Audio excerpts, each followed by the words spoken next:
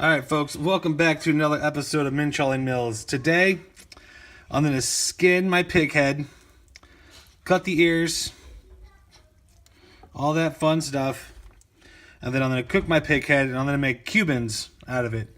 See right here, you can see all the tasty meat. Oh, I cannot wait to dig into this. It is going to be absolutely delicious. I hope you're ready. I'm ready.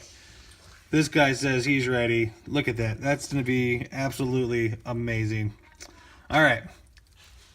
Here we go. You ready?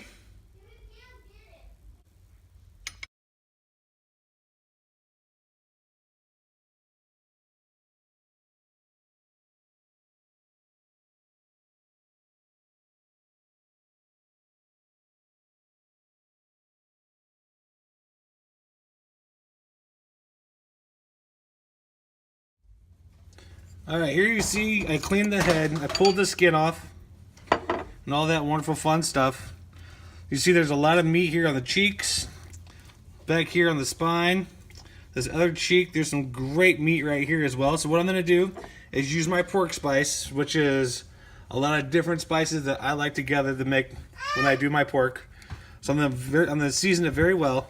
Make sure I get all in there.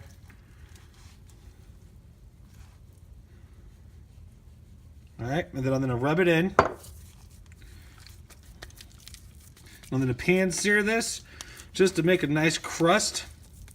And I'm going to cook this on low pretty much the rest of the afternoon until it falls off the bone that is here. And when it's done, I'll show you what it looks like. Because seriously, it is going to be fantastic. And as you see, all this skin that you see here, like this piece here, I'm going to take this and I'm going to fry it. And hopefully it ends up making pork rinds. Because who doesn't like a good pork rind? Alright, that's just going to be delicious. Alright, so here you see that it's all covered and good to go. So I'm going to go ahead and throw this into my pan with a little bit of olive oil. Get it nice and crisp, and then I'm going to cover everything up, throw some red onion, some white onion, some peppers, everything that makes it delicious, and I'm going to make Cubans out of it after all the meat falls off. Here I'm cutting up my onion. Alright, it doesn't need to be a fancy chop. I'm just going to peel it and chop it down.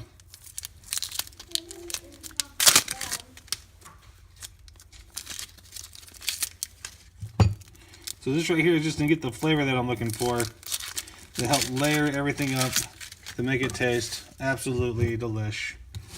So just a real quick rough chop.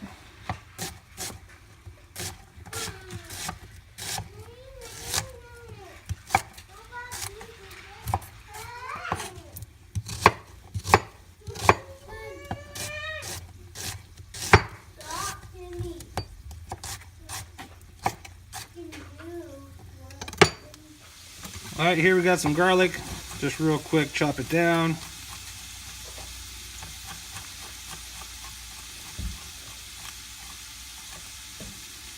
Perfect. I'm going to go ahead and throw that in my pot. Now inside there, I threw some extra paprika, some black pepper. So just going to give you guys a look. So there's olive oil, onion, paprika, black pepper. That's pretty much going to be the base right there. So I'm going to go ahead and throw in my pig. Sure, clear spot. That way you can braise it down, get it all nice and toasted. Alright, so here's the pig. He's inside the pot. What I'm doing right now, I'm just going to brown him on every side. And I'm going to cover him full of water and I'm going to let it simmer for about 3 to 4 hours. And it should be done right around the 4-hour mark and just in time for dinner. Alright, so here I'm going to add my water.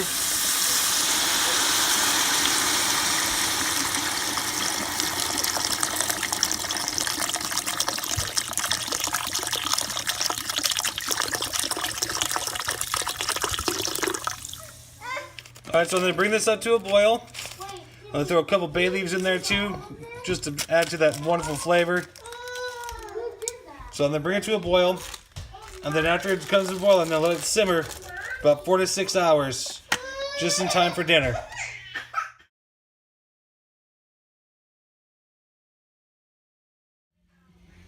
All right, so it's been 4 hours since I put the pig in, and I'm go ahead and it is completely done. So what I'm gonna do here is just pull off all the meat and everything. It's kind of hot, so just gotta be careful with it.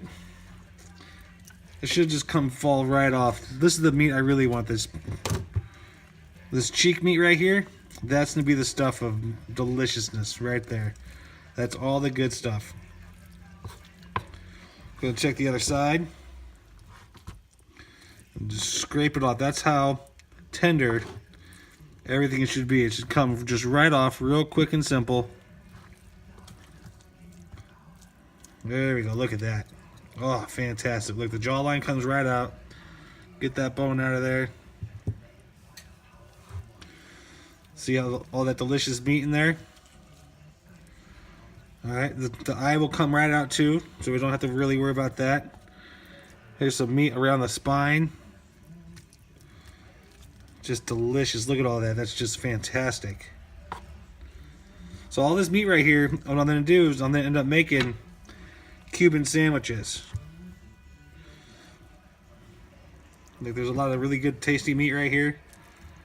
Oh, it smells so fantastic.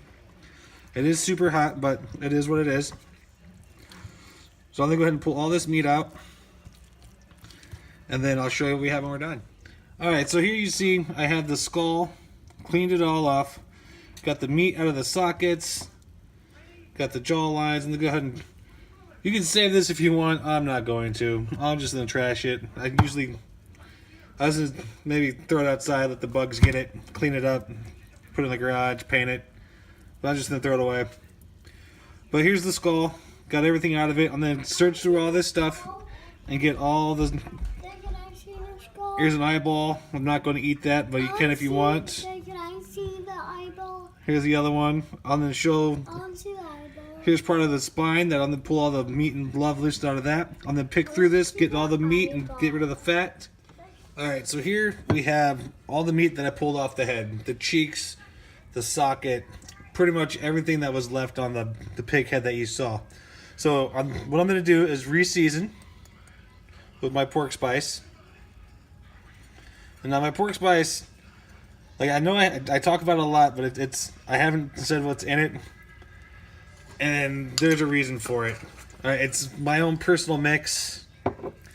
It's very delicious. If you've had my food before, you know that my pork spice is absolutely amazing. And what I'm going to do here, I'm just going to hand mix it, throw some on, give it a little taste.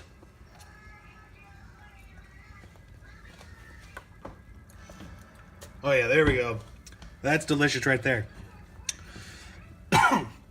Now that it's all mixed together, what I'm going to do is I'm going to take some of that juice and I'm going to reduce it down and add my meat back to it.